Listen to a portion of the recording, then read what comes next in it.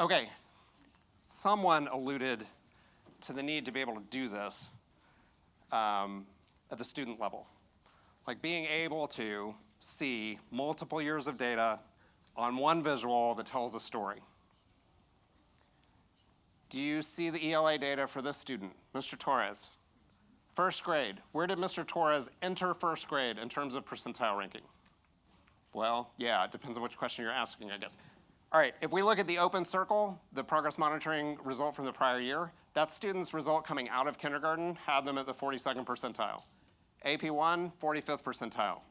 What happened over the course of that first grade year for that student in ELA? Regressed, right? Does it mean that that student didn't learn? It isn't what that means at all. I am sure that that student learned something in first grade, but that student didn't learn enough somethings to keep them in the same standing with their peers. What happened in second grade? Do you guys notice anything peculiar? He regressed again more. What else do you notice about PM1 for this student? In second grade, PM1 is the one piece of pie, circle right there. Okay, go with me on this. If the normal in a district is not to provide the prior year score for a kid, if the normal is for that teacher to have only that first result for this student in ELA, what does that teacher think that student's ability is? Very low. 5th percentile, 3rd percentile, something. Is that true? Arguably not, because there are 3 data points from the prior year that would suggest it's not even close to true. But what happens, this is the tragic part, I hope this hurts a little. What happens if that teacher believes it's true? Expectations are lower, so now it is true that that kid is here-ish going into 3rd grade.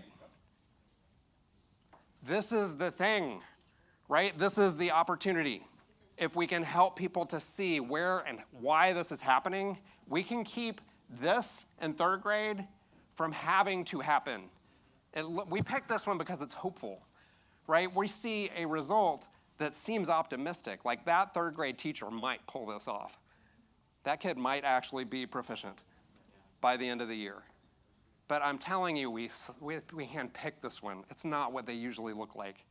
If you allow 2 years of regression like that, it is really hard for a teacher to move a classroom of kids that much. Here's the thing. To do a visual like this, that data all has to be on the same scale. And that scale is the state percentile scale, right? It's the scale that is reported by Cambium. That's the state percentile scale. But do you guys know that STAR does not report a Florida percentile? They report a national percentile or a Florida modified national percentile. But it's not a Florida percentile.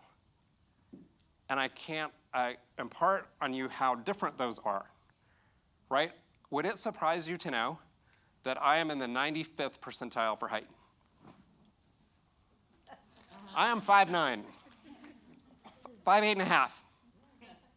Would it surprise you to know, in the spirit of being a discriminating consumer of information, anybody here have some doubts? Yes.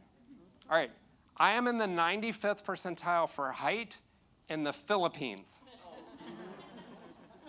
I am in the 50th percentile for height in the United States. I am 5'9" either way. But the percentile ranking comes out very, very different. And that is my point. You cannot combine the national percentile rankings coming out of STAR and the Florida percentile rankings coming out of Cambium. They're not the same metric. They both end with percentile, but they're not the same. To find the same, you've got to come up with a way to map what is in STAR, the curves for STAR, and the actual Florida percentiles. And just for illustration, I wanted to point out how different these can be. So these are the 4 norm curves for the August-September timeframe is the gold line, gray is December, blue is January, May is green. These are the relationships between STAR National Percentile and FAST score for STAR, right? Here's where Florida's percentile ranking comes in. The pink line, that's the actual Florida percentile ranking. Is the pink line and the green line remotely the same relationship? It's not even close. Turns out we in Florida are way better in first grade math than the national normed peer group in STAR. So, in order to get it on a Florida percentile scale, you gotta do a lot of maneuvering. It's not impossible, but it's involved. My plea to you is that it's worth it, right? When you can get to the story that can be told, I'm fast forwarding, here. If you can help K2 teachers see clearly whether or not their kids are growing quickly enough, I think it'll be worth the lift. So last bit on the chart here. Accountability begins in third grade. That's the way it's always been. We're suggesting use the state percentiles so that that conversation can start in earnest. In kindergarten through second grade, the march toward proficiency starts. Kindergarten, it matters, day one. That's what we are advocating. We promised you that you can expect to walk away feeling troubled by the conventional wisdom and hopeful that there are things you can do to make this better. Did we hit the mark? Yes. Awesome. Awesome. I realized if there are two things that you take away from this, just two, we've covered a bunch of ground, but if there are just two, one of them is this chart as a visual cue to remind you the question is, are our students growing quickly enough? And the metric is the state percentile ranking. Like if we have one habit of practice that we can change, if we move away from scale scores to state percentiles and quit asking the question, are they growing? And start asking the question, are they growing quickly enough?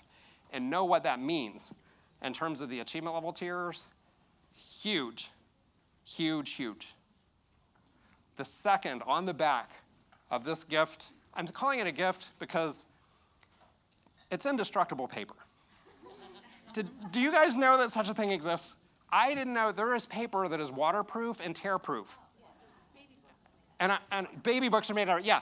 So what you may be tempted to do when you get out of here is like, yank on it. It doesn't tear, but it will ruin it. Like it will be all crumpled and messy. And I've already done it for you. I'm telling you, you won't be able to tear it, but it is kind of fun. The reason I wanted to give you something that is indestructible is that I hope that it stays with you for a long time. I hope it lands on your desk. I hope you put a coffee cup on it. And I hope when you look at this particular visual, it brings back the idea that we can be crystal clear about what awesome looks like in the way of data that tell us kids in a classroom are growing quickly enough. And not some kids, in this case, almost all kids. Regardless if they were ELL, came in low, didn't matter. Every kid in that room had an opportunity to learn. That's the goal. Thank you all.